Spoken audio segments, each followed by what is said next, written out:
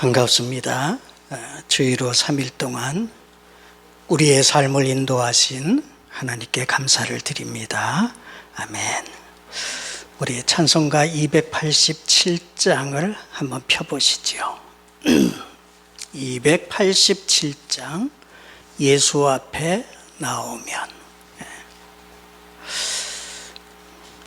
이 찬송가는 누가 작시했는지 누가 작곡했는지 이름이 밝혀지지 않고 있습니다. 익명이죠. 그런데 찬송의 가사를 보면 이분은 굉장히 주님의 은혜에 감격하는 사람이고 신앙이 깊어진 사람이고 성숙한 사람인 것을 볼 수가 있습니다. 근데 자기 이름을 드러내지 않았습니다. 때로는 익명이 더 큰 감동과 교훈을 주는 것 같습니다. 1절 가사에 보면 예수 앞에 나오면, 이 가사가 참 은혜로워요. 세상에서 힘들고 어려워도 어떤 죄를 지어도 탕자의 길을 걸었어도 예수 앞에 나오면 그분이 품어주시고 하늘의 평안으로 채워주는 놀라운 역사가 있지요. 3절에 보면 예수 앞에 설 때에 1절과 2절은 현세에 대한 우리의 삶을 얘기하고 3절은 내세 마지막에 주님 앞에 설 때 주님 나를 영접해 주시고 그분과 함께 길이 살 것이다. 이게 영생이거든요. 오늘도 여러분들 주님 앞에 잘 나오셨습니다. 주의 큰 은총 가운데 기뻐하고 힘을 얻을 수 있는 복된 시간 되기를 바라며 287장 1절 2절 간주 3절 찬송하십시다.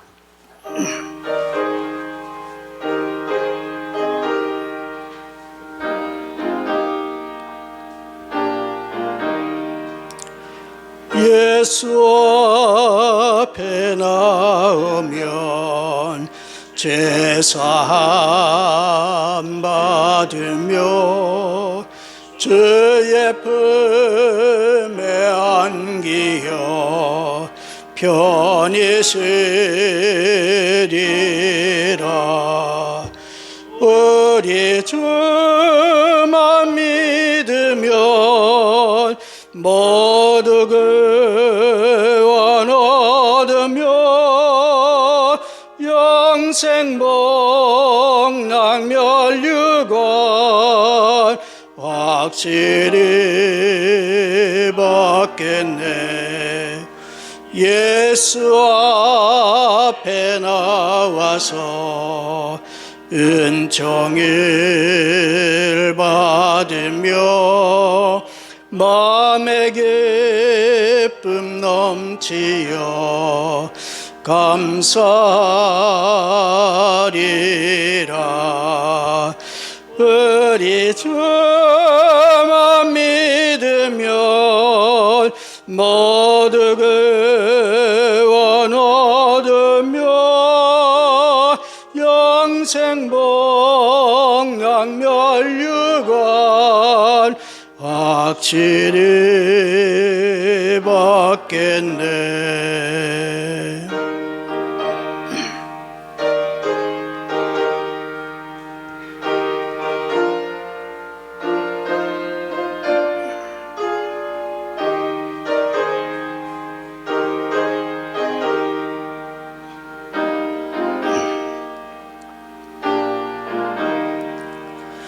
예수 앞에 설 때에 흰 옷을 입으며 밝고 빛난 내 집에 길이 살리라. 우리 주만 믿으면 모두 그와 얻으며 영생 복락 멸류관 확실히 후렴 우리 주만 믿으면 우리 주만 믿으면 모두 그원 얻으며 영생 복락 멸류관 확실히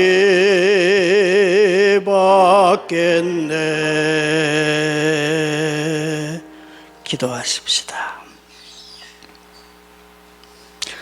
하나님이 만드신 세상에서 3일 동안 살다가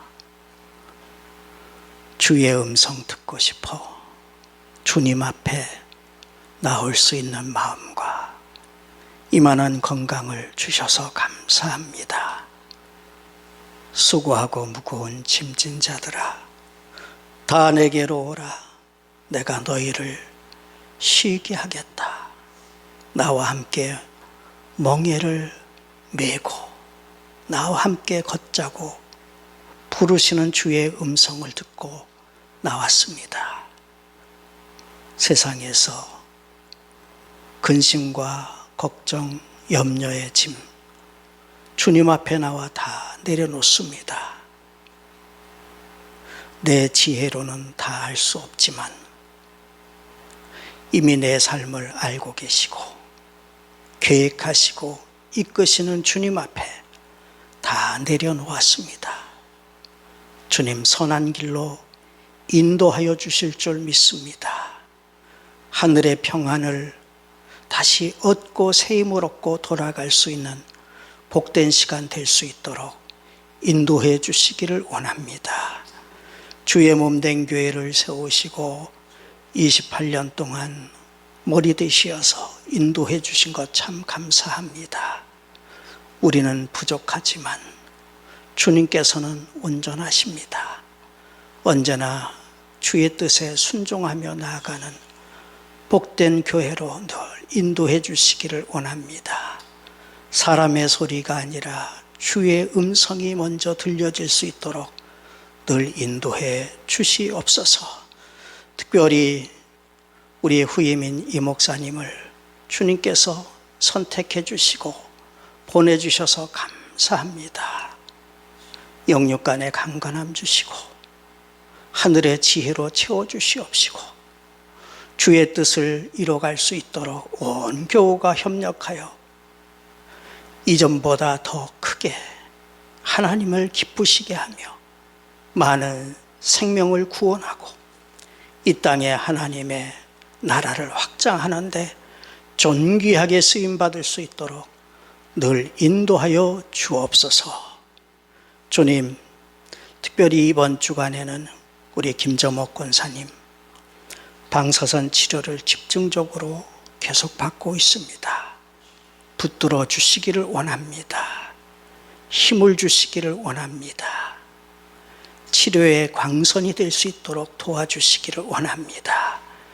그래야 남은 여생 기쁨으로 주님 앞에서 섬기며 가족을 구원하고 이웃을 사랑하며 복되게 살아갈 수 있는 인생 될 수 있도록 늘 붙잡아 주옵소서.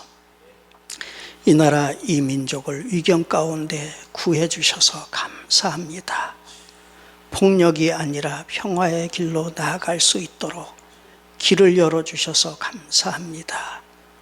세우신 대통령과 위정자들에게 지혜를 주시어서 주님, 이 땅에 참 공의와 하나님의 정의가 살아 숨쉬며 가난한 자도 힘없는 자도 더불어 살아갈 수 있는 복된 나라 되게 하옵시고 특별히 남북이 더 가까워지고 소통하고 하나 되는 길로 나아갈 수 있도록 지혜를 베풀어 주시기를 원합니다. 특별히 이 땅에 많은 많은 교회를 세워주셨는데 지도자들에게, 목사들에게 지혜를 주시기를 원합니다. 인간의 욕심을 내려놓게 하시고 진리의 말씀을 바르게 선포하게 하시고 예언자처럼 불의는 꾸짖으며 바른 길로 이 나라가 나아갈 수 있도록 하나님의 음성이 늘 강단에서 바르게 선포될 수 있도록 인도하여 주옵소서.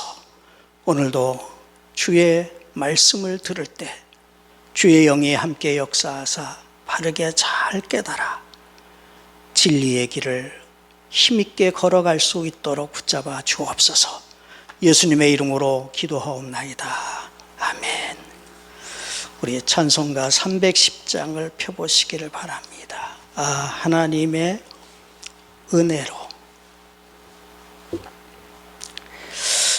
이 찬송의 본래 제목은 내가 믿는 분, 나는 확실히 아네. 이게 본래의 제목입니다. 근데 이 찬송을 가만히 보면 1절, 2절에서 4절까지 후렴전에는 알 수 없도다, 알 수 없다, 알 수 없다 계속 얘기합니다. 왜 내게 이런 은혜를 주시지? 왜 이런 믿음과 복을 주셨지? 나 같은 사람에게? 자꾸 생각할수록 알 수 없다는 거예요. 왜요? 하나님의 은혜와 사랑이 너무 크고 위대하고 오묘해서 한계에 부닥쳐 있는 나에게는, 피조물인 나는 하나님의 그 크신 사랑과 은혜를 다 알 수 없다는 것이죠. 그런데 이건 전혀 모른다는 얘기가 아니에요. 그래서 끝에 보면 내가 믿고 의지한 내 모든 형편도 아시고 그리고 나를 보호해 주실 것을 나는 확실히 믿는다.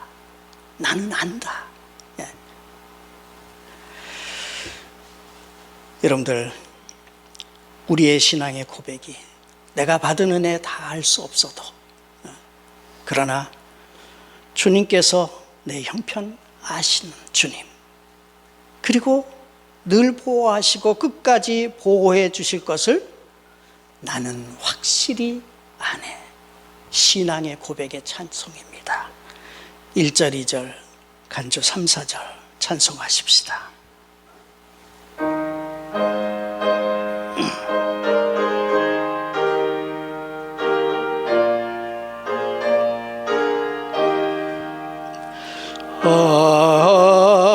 하나님의 은혜로 있을 데 없는 자 왜 구속하여 주는지 난 알 수 없도다. 내가 믿고 또 의지함을 내 모든 형편 자시는 주님 늘 보호해 주실 것을 나는 확실히 아네. 왜 내게 글쎄 믿음과 또 복음 주셔서 내 마음이 항상 편한지 난 알 수 없도다. 내가 믿고 또 의지함은 내 모든 형편 아시는 주님 늘 보호해 주실 것을 나는 확실히 아네.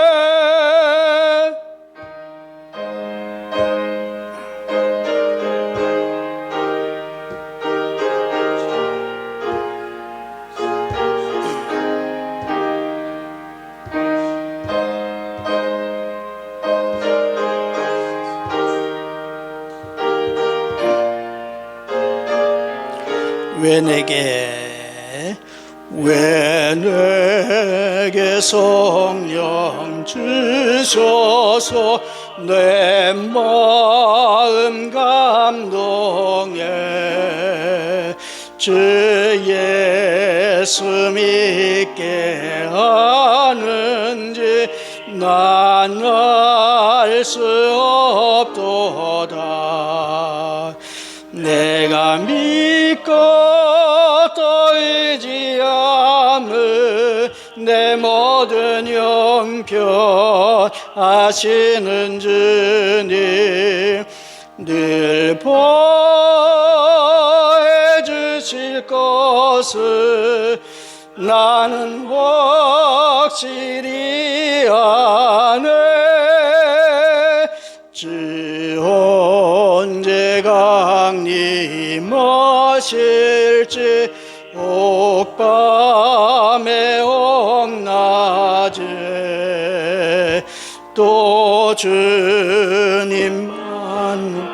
그것도 난 알 수 없도다.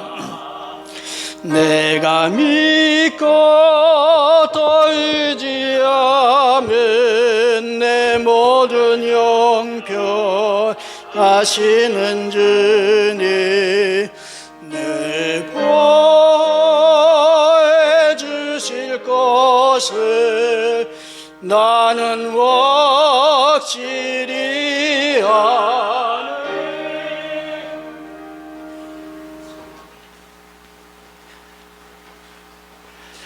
할렐루야.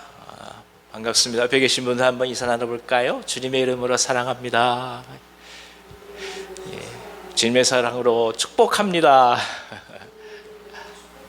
반갑습니다. 비가 오는데 많이 힘드셨죠? 권사님들 오시느라고 참 많이 애쓰셨습니다. 이게 비가 오게 되면 이렇게 다니시다가 미끄러지실까 항상 걱정이 되는데 사실 이런 가운데서 오셔서 얼마나 감사하죠. 하나님께서 오늘 크신 은혜 주실 줄 믿습니다. 자, 오늘 저에게 주신 하나님 말씀은 구약성경 여호수아서 20장 1절부터 9절까지 말씀입니다. 여호수아서 20장 1절부터 9절까지 말씀, 제가 가지고 있는 성경으로는 348면에 있습니다. 여호수아서 20장 1절부터 9절까지의 말씀입니다. 348면. 자, 찾으셨으면 한 절씩 교독하도록 하겠습니다. 제가 먼저 읽습니다. 여호와께서 여호수아에게 말씀하여 이르시되 이스라엘 자손에게 말하여 이르기를 내가 모세를 통하여 너에게 말한 도피성들을 너희를 위해 정하여 부지 중에 실수로 사람을 죽인 자를 그리로 도망하게 하라. 이는 너희를 위해 피해 보복자를 피할 것이니라. 이 성읍들 중에 하나에 도피해야 하는 자는 그 성읍에 들어가는 문 어귀에 서서 그 성읍의 장로들의 귀에 자기의 사건을 말할 것이요 그들은 그를 성읍에 받아들여 한 곳을 주어 자기들 중에 거주하게 하고 피의 보복자가 그의 뒤를 따라온다 할지라도 그들은 그 살인자를 그의 손에 내주지 말지니 이는 본래 미워함이 없이 부지 중에 그의 이웃을 죽였습니다. 그 살인자는 회중 앞에 서서 재판을 받기까지 또는 그 당시 대제사장이 죽기까지 그 성읍에 거주하다가 그 후에 그 살인자는 그 성읍 곧 자기가 도망하여 나온 자기 성읍 자기 집으로 돌아갈지니라 하라 하시니라. 이에 그들이 납달리의 산지 갈릴리 게데스와 에브라임 산지 세겜과 유다 산지 기럇 아르바 곧 헤브론과 여리고 동쪽 요단 저쪽 루벤 지파 중에서 평지 광야의 베셀과 갓 지파 중에서 길르앗 라못과 므낫세 지파 중에서 바산 골란을 구별하였으니 같이 읽습니다. 이른 곧 이스라엘 모든 자손과 그들 중에 거류하는 거류민을 위하여 선정된 성읍들로서 누구든지 부지 중에 살인한 자가 그리로 도망하여 그가 회중 앞에 설 때까지 피해 보복자의 손에 죽지 아니하게 하기 위함이라. 아멘. 아멘. 이 하나님께서 아브라함에게 약속의 땅에 대한 말씀을 주셨죠. 그리고 아브라함은 자신의 씨가 하늘의 별과 같이 땅의 모래알 같이 그렇게 번성할 것이라는 말씀을 붙들고 일평생을 살아갔습니다. 이 약속의 말씀이 주어진 이후에 이제 가나안을 다 정벌하고 땅을 다 나누고 여호수아가 마지막으로 거주할 성읍을 얻게 될 때 그 시간을 대략적으로 따져보니까 한 690여 년 정도 걸렸습니다. 다시 말씀드리면 약속의 말씀이 이루어지기까지 몇 년이 걸렸다고요? 690년 걸린 겁니다. 우리가 사실 하루만 지나도 좀 약속이 이루어졌으면 하는 마음이 들잖아요. 그렇죠? 여기 막 이렇게 아프고 뭐 상처만 나도 이거 언제 낫지 그 인간이거든요. 근데 무려 근 700여 년이 지나서 약속이 이루어진 거예요. 그것이 이스라엘 역사예요. 그러니까 하나님의 약속은 변치 않지만 동시에 인간이 어느 경우에는 생각할 수 없을 정도의 시간의 경과가 필요할 때도 있는 것입니다. 그러니까 많은 사람은 내가 태어나서 눈을 감으면 약속이 이루어지지 않는다고 생각해요. 근데 하나님 나라는 그렇지 않아요.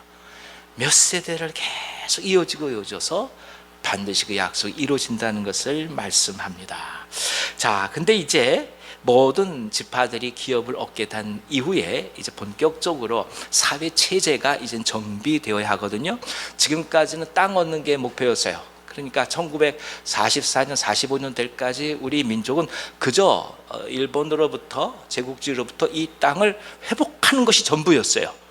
나 45년 해방된 이후에 그 다음부터는 이제 어떻게 그 나라를 정치할 거냐, 어떻게 행정을 제대로 조직을 할 거냐, 이것이 문제가 되지 않겠어요? 그래서 이제는 본격적으로 이스라엘 나라가 제도적으로 하나둘씩 완비되기 시작합니다. 그 중에 제일 첫 번째 한 것이 뭐냐 하면 재판에 관한 거예요. 옳고 그름의 문제가 나타났을 때 어떻게 재판할 거냐.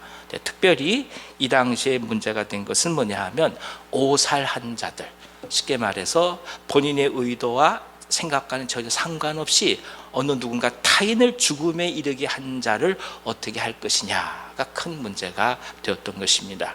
지금 형법도 마찬가지입니다.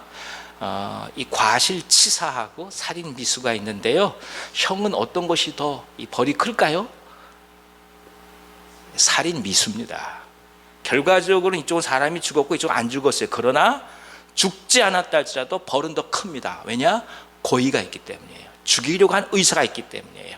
근데 지금 얘기하는 오살이라고 하는 것은 본인의 의도와는 상관없이 사람을 죽인 것, 오늘날만 표현하면 과실치사예요. 이 경우를 어떻게 할 것이냐. 근데 이 과실치사에 관련된 하나님이 주신 말씀 속에 우리는 한 인간을 향한 그 생명을 귀히 여기실 하나님의 사랑과 동시에 훗날 예수 그리스도의 대속적 죽음에 이르기까지 모든 것들을 한꺼번에 바라볼 수가 있습니다. 오늘 이 말씀으로 저희 가운데 은혜 주시기를 원합니다. 자, 1절부터 3절까지를 먼저 한번 보십시오. 한번 읽어주시겠습니까?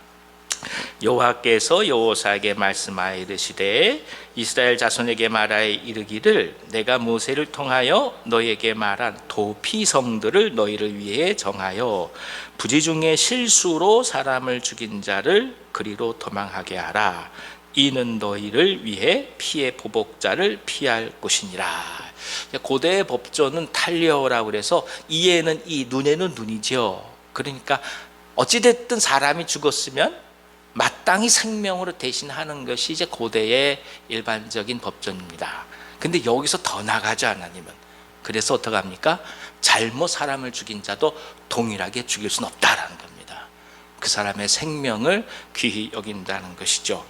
과실로 없이 상해를 하거나 아니면 사람을 죽인 자, 어쩔 수 없이 사고로 인해서 이런 일이 날 때 그건 어떻게 해야 되느냐. 요단강을 기준으로 동편과 서편으로 나누어서 3개씩의 성을 지정합니다. 그러니까 모두 합해서 6개예요. 이 성을 가리켜서 도피성이라고 그래서 이곳으로 자칫 과실로 사람을 해한 자는 도망할 수 있도록 했습니다. 그러니까 고의로 사람을 죽인 자는 가도 이 본래의 그 벌을 모면하지 못합니다. 오살, 그러니까 고의가 없이 실수로 사람을 해한 자들만이 그나마 도피할 수 있었습니다. 그러니까 그만큼 생명을 소중히 여기신 하나님의 놀라운 사랑을 보게 됩니다.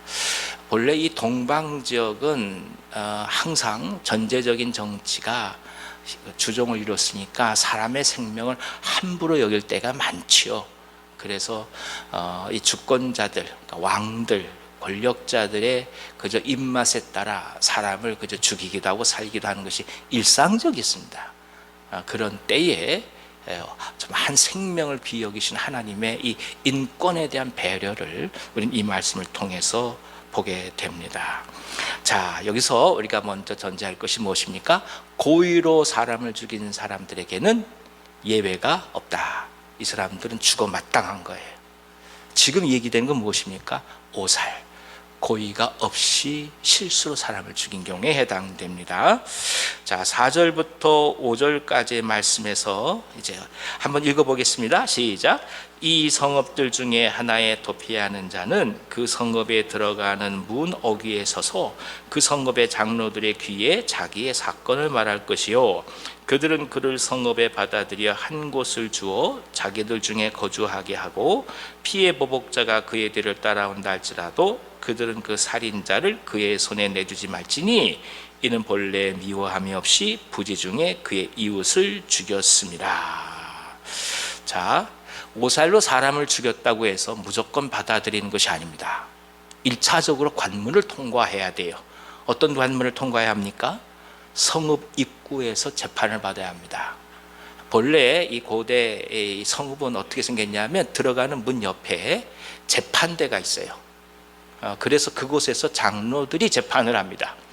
그러니까 내가 사람을 고의가 아닌 오살로 죽일 수밖에 없었습니다라는 것을 얘기를 하고, 그것이 장로들에게 납득이 돼야 돼요.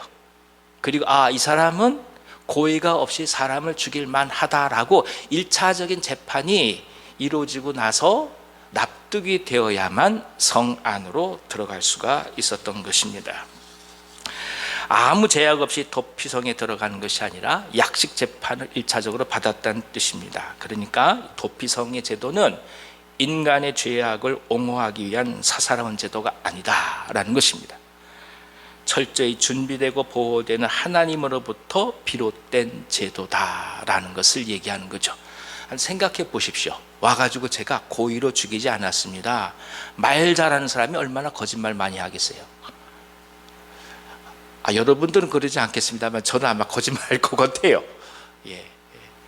마음에 정말 못된 마음으로 사람을 죽이고자 했다 할지라도 나중에 싹 도망가, 제가 그것이 아닌데요 라고 얘기하면서 자기를 얼마든지 이 죄로부터 모면하려고 했을 것 같아요. 이것을 막는 거예요. 그러니까 그만큼 하나님의 제도가 빈틈없이 하나 둘씩 이루어졌다는 것을 얘기합니다. 자, 그 다음에 비록 여기서 1차 재판이 이루어졌다 할지라도 여기서 허락된 건 뭐냐면 목숨을 피할 수 있도록 성 안으로 들어간 것이지 차후에 정당한 재판이 다시 열리게 됩니다. 이 재판에 의하여 자신을 소명하고 면책이 될 수 있는 기회를 제공받는 것뿐입니다. 그러니까 2차로 재판이 일어나서 유죄가 확정되면 죽임을 당하는 거예요. 그 시간까지 시간을 벌어주는 거예요. 그러니까 절대로 허투루 이루어지는 제도가 아닙니다. 2차 회중재판에서 유죄가 인정되어서 고의로 밝혀질 경우에는 자신의 목숨을 내놓아야 했습니다. 몇 가지 의미가 있습니다. 먼저는 생명을 다루는 일은 하나님의 형상으로 지음받은 인간의 존엄성의 문제다라는 것을 가르쳐 주십니다. 동시에 하나님의 창조의 문제다라는 거죠. 그러니까 신중하고 귀하게 다루어야 한다는 뜻입니다. 생명은 결국 하나님으로부터 온 거잖아요. 그러니까 인간이 아무리 옳다 할지라도 다른 사람의 생명을 함부로 좌우할 수 없도록 만든 거예요. 그러니까 모든 것에서 우리는 존재하는 모든 것들이 창조의 역사로부터 비롯됐다는 것을 고백하는 것이 중요합니다. 그러니까 세상에 존재하는 모든 것들은 필요 없는 것들이 없습니다. 다 필요하니까 있는 것입니다. 근데 저희 집 아이가 예전에 모기가 왜 있냐고 그러더라고요. 그래서 제가 우스갯소리 그랬어요. 여러분, 집안에 들어와서 사람 무는 모기는 다 암컷입니다. 수컷 모기는 절대 사람을 물지 않습니다. 수컷 모기는 자연에서 살아요. 그 모기들도 때로는 꽃 위에 올라갔다 왔다 갔다 하면서 꽃가루도 수정시켜 줄 수도 있는 거예요. 암컷은 종족 보존하려니까 양분이 필요해서 사람에게 와서 피를 뜯어 먹을 뿐이죠. 어쨌든 다 존재하는 게 필요합니다. 모기가 있어야 잠자리가 사는 겁니다. 그렇지요? 예. 모기 그 새끼들 뭐라고 그러죠? 그 물속에 있는 거. 장구벌레. 장구벌레가 물고기들의 또 먹이가 되는 겁니다. 그러니까 세상에 있는 것들은 우리 생각에는 있어도 되고 없어도 되고 얘기하지만 존재한다고 하는 것은 다 하나님의 작품 속에서 의미가 있다는 것입니다. 그러니까 우리가 하나하나를 바라볼 때 생명에 대한 존중, 그리고 세상에 일단은 존재하는 모든 것들에 대해서 의미를 부여하는 것은 굉장히 중요한 거예요. 이건 믿음으로부터 출발한다는 것입니다. 그래서 사람의 생명이 함부로 취급되어서는 안 된다는 것을 이 도피성에서 우리는 보게 되죠.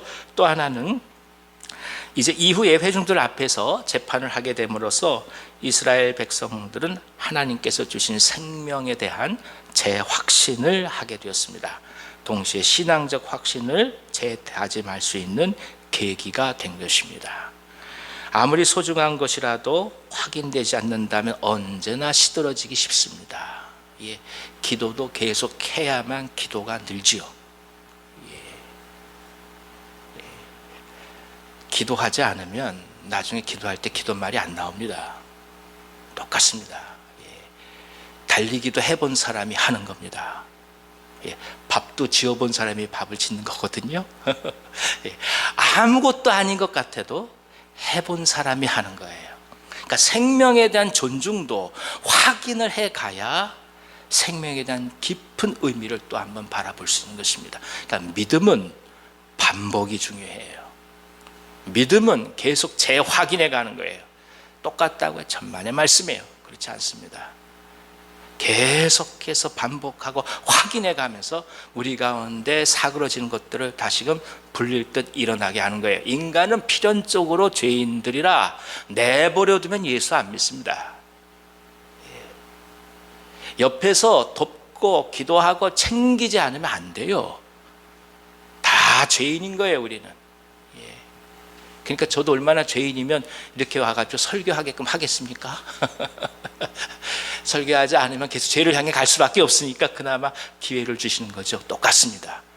재판을 통해서 생명의 존귀함을 확인해 가면서 하나님의 창조 역사를 또 한번 바라보게 하는 것, 이것이 중요한 두 번째 의미입니다. 세 번째는 현재 혐의를 받고 있는 사람은 재판을 통해서 공정하게 자신의 정당성과 아울러 피치 못할 과실에 의한 오사임을 증명해야 했습니다. 그것은 자신의 의견을 개진할 수 있는 권리가 부여되었다는 것입니다. 우리가 흔히 하는 옛날 재판 주리를 틀면서 알죠. 네 죄를 내가 알렸다 이거잖아요. 무조건 고문을 해가면서 죄를 졌다고 얘기하게 하잖아요. 그게 아니라 재판을 통해서 자기 얘기를 할 수 있는 기회를 주었다는 거예요. 이게 도피성의 중요한 세 번째 의미입니다. 하나님 이처럼 한 생명도 헛되이 사라지지 않도록 모든 제도와 배려를 아끼지 않으셨습니다. 우린 이를 통해서 하나님께서 굉장히 사려 깊으시고 생명을 소중히 여기시는 그 깊이를 발견합니다. 그러니까 사람에 대한 깊이가 있는 거예요. 예수를 믿고 우리가 온전해 간다는 얘기는 무엇을 얘기하느냐? 사람에 대한 깊이가 있어진다는 거예요. 생명에 대한 깊이가 있어져야 한다는 거예요. 살아감에 대한 깊이가 있어진다는 거죠. 그리고 사람이 살아가는 삶에 대한 깊이를 통해서 말씀을 인하여 깊이 하나님의 은혜를 체험할 수 있게 된다는 뜻입니다. 하나님은 하나하나 조목조목 살피십니다. 사람은 흘려보내죠.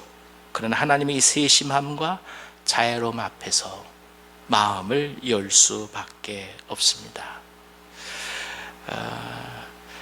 제가 교육전도사 할 때인데요, 요 앞에 조그만 방에서 잠을 자고 새벽에 셔터를 열었어요. 새벽 예배를 드리려고요. 사실 어떻게 보면은 쉽지 않죠. 한 달 저희들 사례비 25만 원 가지고 생활하고 학교 등록금 내고 쉬운 게 아니잖아요. 어느 날은 이렇게 방에서 혼자 이렇게 있었는데 갑자기 목사님 사모님이 들어오셨어요. 놀라가지고 아유 사모님 어쩐 일이시냐 했더니 아무 말씀 안 하고 제 손을 잡더니 뭔가를 꼭 쥐어주고 가세요. 이게 뭔가 나중에 봤더니 10,000원짜리를 고개 이렇게 고개 제 손에 쥐어주고 가시는 거예요. 그 한마디 하시더라고요. 저한테 전도사님 점심 맛있는 거 사서 드세요. 그 이후로 지금 30여 년이 훨씬 지났는데 아직까지 잊혀지지 않습니다. 돈 몇 푼을 얘기하는 게 아니라 사람을 아는 거예요. 우리 예수 믿는다고 하는데 사람을 모르는 거예요. 우리가 율법을 얘기하고 믿음을 얘기하는데 사람을 모르는 거예요.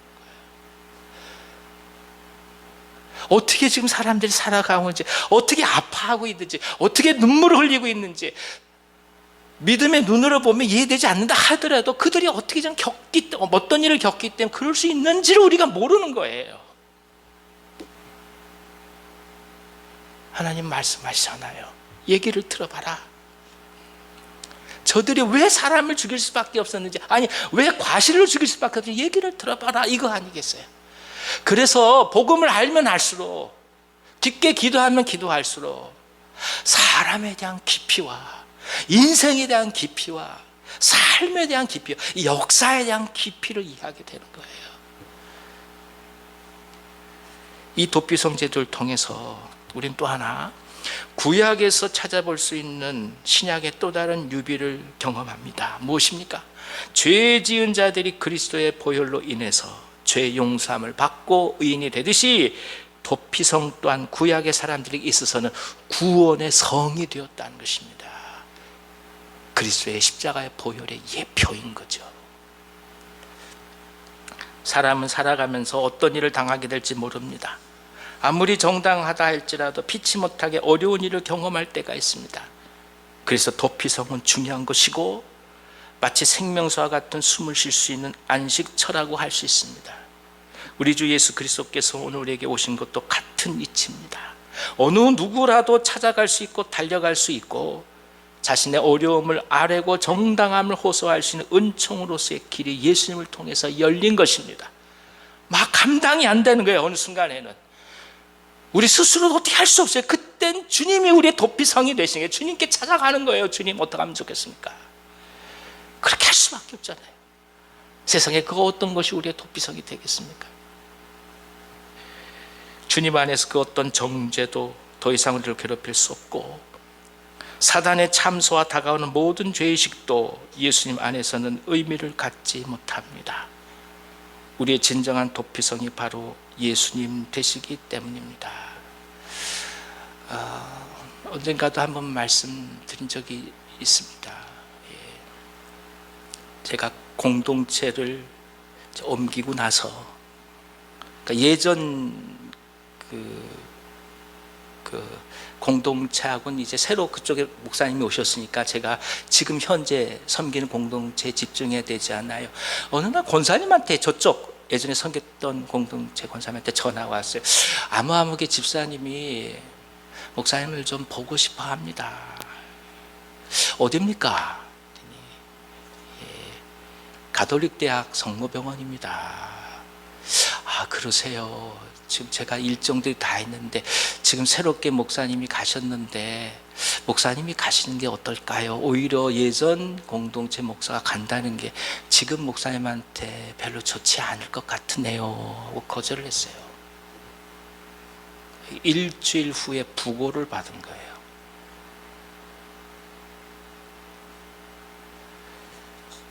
젊은 자매예요. 그 당시 대우자동차에서 일하는 젊은 자매, 남편도 같은 대우자동차에 30 간 넘은 나이에 암으로 세상을 떠난 거예요. 와, 그때 그 감당할 수 없는 죄의식이, 아니 그거 가는 게 뭐라고, 사람 보는 게 뭐라고, 목사들 영역 챙기는 게 뭐라고,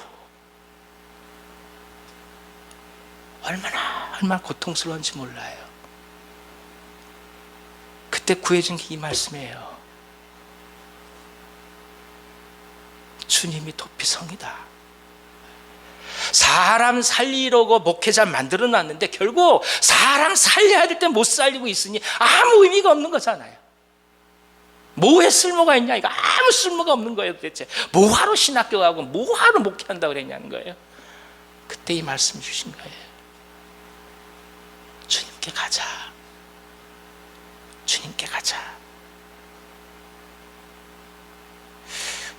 그리고 20여 년의 세월이 흘러서 지금도 이렇게 하나님 나라에서 함께 일하고 있습니다.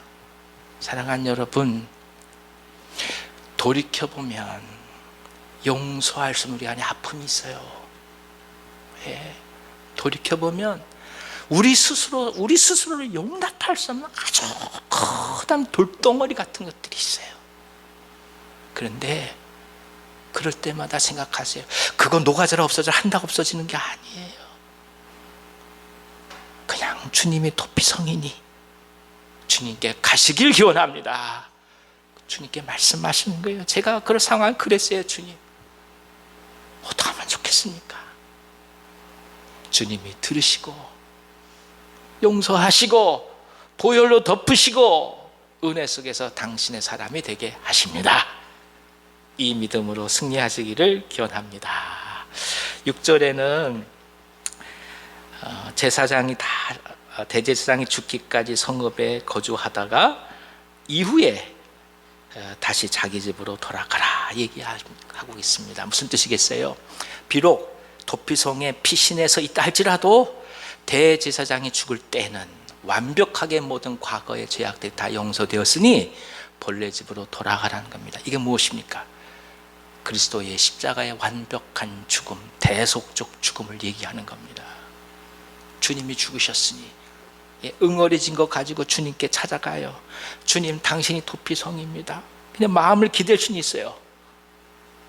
근데 자신이 없는 거예요. 도대체 이 문을 나갈 수가 없는 거예요. 그때 주님, 내가 너를 위해 죽으마. 그 십자가에 죽으시는 거예요. 바라보면 정말 모자라고 부족하고 허물이 많지만 주님께서 나를 위해 죽으셨으니까, 우리의 대제사장이 죽으셨으니까 그 은혜에 힘입어서 성문을 열고 밖을 향해 가는 거예요. 내가 있던 내 고향으로 갈 수 있는 거예요. 사랑하는 여러분, 죄는 우리로 하여금 끊임없이 도망하게 만듭니다. 피하게 만듭니다. 삶의 현실로부터 피하게 만들고, 오늘 있는 문제 앞에서 회피하게 만들고, 뒤돌아서게 만들고, 문을 걸게 만듭니다. 그러나 우리가 주님 앞에 가고 그 주님께서 나를 위해 죽으셨음을 바라본다면 주님의 십자가의 은혜에 의지하여, 그 보혈에 의지하여 이 성문을 열고 우리의 고향으로, 주님께서 부르셨던 원래 그 자리로 당당하게 걸어가신 여러분 되시기를 간절히 기원합니다. 주님 은혜로 살아갑니다. 그리스도의 십자가의 은혜로 살아갑니다. 주님, 이 은혜가 저희 가운데 있으니 오늘 또 한번 어깨를 펴고 믿음으로 세상을 향해 도전하게 하여 주시옵소서. 이 놀라운 은총이 자 여러분 모두 가운데 가득하기를 간절히 기원합니다. 우리 한번 외쳐볼까요? 그리스도 안에서 정죄함이 없습니다. 예, 진정한 도피성인 예수 그리스도, 진정한 대제사장으로 죽임당하신 예수 그리스도를 바라보면서 하나님께서 정죄하지 않으시니 기쁨으로 또 한번 우리 삶에 한 걸음 한 걸음 나아가시는 우리 모두 되기를 다시 한번 간절히 기원합니다. 기도하겠습니다. 하나님 아버지, 도피성을 통해서 우리 그리스도의 사랑과 은혜를 가르쳐 주셨으니 감사합니다. 주님 살다 보면 이런저런 일들이 얼마나 저희들의 마음을 힘들게 하는지요. 그저 불쌍히 여기시고 주님이 계신 도피성으로, 주님이 대제사장이신 놀라운 그 은혜 속으로 우리가 들어갈 수 있도록 역사해 주시옵소서. 예수님의 이름으로 기도하옵나이다. 아멘. 아멘. 우리 다 같이 찬송가 372장 찬송하겠습니다. 372장입니다.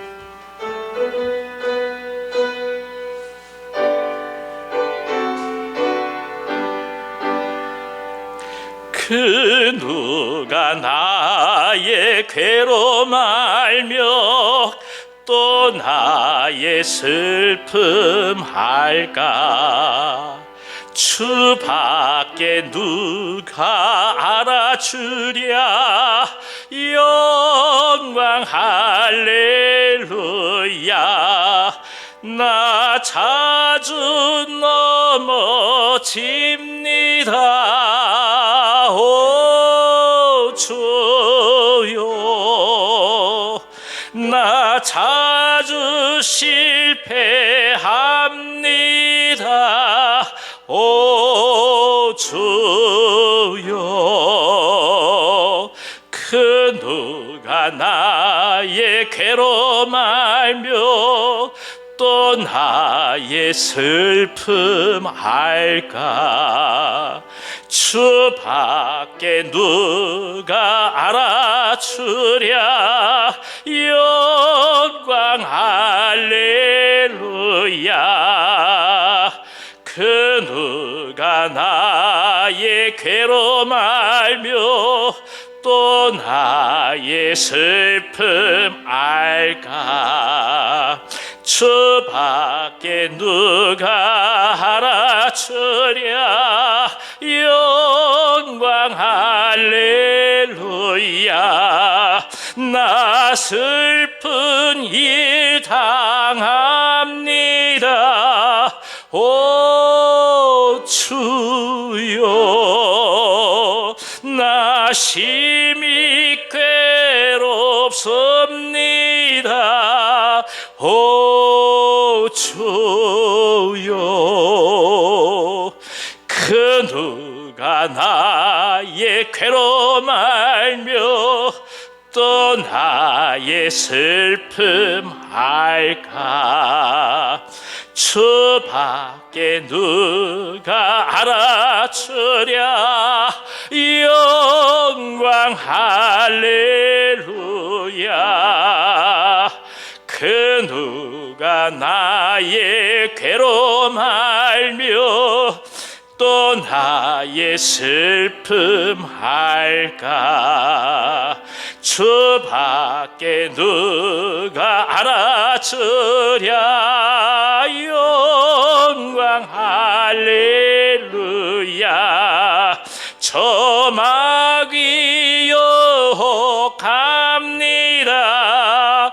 오 주여, 나 승리하게 하소서. 오 주여, 그 누가 나의 괴로움 알며 또 나의 슬픔 알까? 주 밖에 누가 알아주랴. 영광 할렐루야.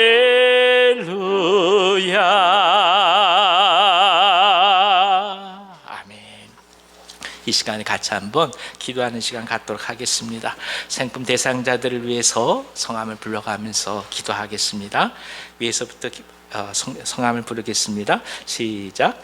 나초희, 강지원, 강지민, 정광기, 정혜원, 윤다인, 백은송, 윤숙현, 박창성, 고우형, 김연환, 이미숙, 정춘섭, 정윤, 정혜은, 최정훈, 최나래, 최시우, 서민지, 김은수, 배영숙, 임종순, 정진옥, 김양수, 임선화, 전혜경, 박준, 박환, 김혜춘, 장세옥, 이선자, 조성희, 백정기, 백종찬, 김혜은, 문순옥, 백덕기, 서진홍, 윤미숙, 백창호, 박선정, 손예훈, 윤지영, 이필남, 홍수님, 한승규, 한은영, 이미숙, 김상준, 김혜성, 김혜빈, 정아람, 박태순, 박상석, 윤현초, 한경희, 이경래, 문지혜, 이찬열, 이용훈, 박소유, 최유선, 최봉인, 박완희, 박원희, 서성호, 유승업, 신이순, 김현정, 정양숙, 손혁주, 손범용, 이미경. 환우들 성함 부르겠습니다. 김점옥, 박혜림, 박환, 이재원, 이화정. 이외에도 우리 나충정 집사님, 또 이경희 권사님, 양혜순 권사님에서도 같이 기도해 주시기 바랍니다. 이 시간 같이 한번 소리내어서 간절한 마음으로 기도하겠습니다. 하나님 아버지, 사랑하는 종들의 이름을 품습니다. 아니, 이 이름 속에 녹아있는 한 사람의 인격을 품습니다. 하루하루 어떻게 될지 모르는 이 세상 가운데서 우리가 기도할 때 내년에 또 어떤 삶이 우리 가운데 있을지 알 수 없는 이 세상이 오니 주여, 이 기회를 헛되이 버리지 않게 도와주시고 사랑한 종들의 마음들이 녹아지고 열려지게 하시고 하나님 앞에 엎드릴 수 있도록 인도하여 주시옵소서. 주 앞에 나아가는 것을 막고 있는 세상의 생각과 자신들의 경험과 그리고 많은 사람들의 판단들이 이제는 하나둘씩 눈 녹듯 녹아지게 하여 주시고 오직 중립적 마음에서 말씀 그대로 받아들일 수 있도록 인도하여 주시고 그리스도의 놀라운 희생과 십자가의 사랑이 저들의 삶 속에 연그러질 수 있도록 주여 역사하여 주시옵소서. 은혜를 베풀어 주시옵소서. 이를 위하여 기도하는 기도자들을 위해서 축복하며 나아가오니 지치지 않게 하여 주시고 끊임없이 기도하게 하여 주시고 주님을 향한 간절한 믿음으로 흔들리지 않으며 매일매일 도전하며 나아가실 수 있도록 역사하여 주시옵소서. 아버지 하나님, 행여나 주님을 다 안다고 생각하시는 분들이 계실까 봐 두렵습니다. 대상자들 가운데서 열려진 마음으로 주 앞에 나갈 수 있게 하여 주셔서 하늘의 은총과 복을 누리게 하여 주옵소서. 환우들을 위해서 기도합니다. 병상 가운데서 간절한 기도로 주 앞에 나가고 계시오니 주여 응답해 주시옵소서. 끊임없이 다가오는 사단의 참소 가운데서 귀한 분들의 마음과 생각을 지켜주시옵소서. 주여 성령께서 어루만져 주시고 성령께서 말씀하여 주시고 하나님의 사람으로 하나님께서 함께 하신다는 사실을 언제나 허락해 주셔서 귀한 분들 병상 가운데서 외로워하지 않게 하여 주시고 삶 가운데서 행여나 그 마음이 절망이 들어가지 아니하도록 주께서 역사하여 주옵소서. 그리스도의 보혈로 인한 소망이 가득하게 하여 주옵소서. 예수님의 이름으로 축복하고 기도하오며 이제는 우리 구주 예수 그리스도의 은혜와 하나님 아버지의 크신 사랑하심과 보혜사 성령님의 감동하시고 교통하심이 진정한 도피성인 우리 주 예수 그리스도, 진정한 대제사장이신 우리 주 예수 그리스도를 바라보며 인생의 모든 무거운 것들과 얽매일 것들과 힘든 것들과 아픔과 회한까지라도 그리스도의 십자가 밑에 내려놓고 오늘도 또 한 번 주님이 주신 은혜로 성문을 열고 도피성을 벗어나서 가야 될 삶의 자리 속에 하나님의 나라를 일구고자 원하신 이 자리에 모르시게 사랑하는 모든 주의 종들 위에와 저들의 삶과 가정과 생업 속에 이민족 이 나라 북녘 땅 그리고 선교사님들의 사역 위에 생품기도 대상자들과 무엇보다 우리가 사랑하는 온유한 교회 위에 이제부터 영원토록 함께 하시길 간절히 축원하옵나이다. 아멘. 아멘. 주여 주시옵소서. 세임을 다하여 주시고